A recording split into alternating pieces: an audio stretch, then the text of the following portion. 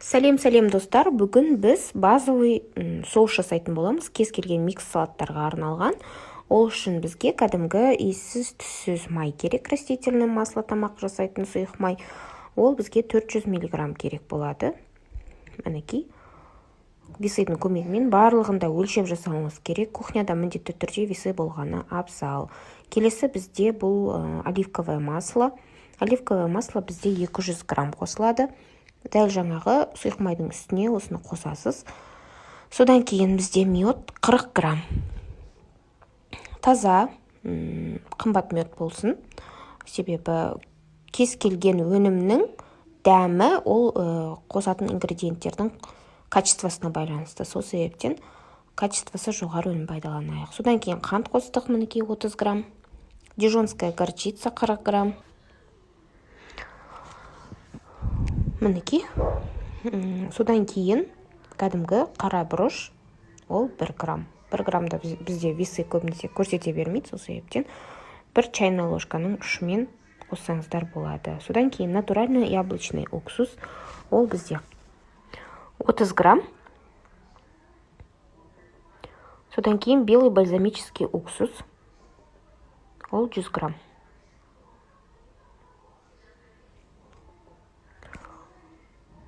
Мінекей. Содан кейін 1 чайная ложка.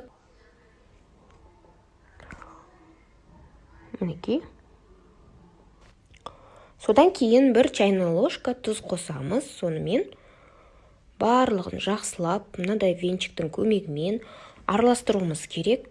Обыкновенный венчик. Блендер қолданудың қажеті жоқ. Егер блендер қолдансаңыздар, қою соусқа айналады. Сол себептен ондай соустың бізге қажеті жоқ. Себебі біз микс салаттарды араластыруға арналған базовый соус жасап жатырмыз. Ол міндетті түрде сұйық масляный болуы қажет.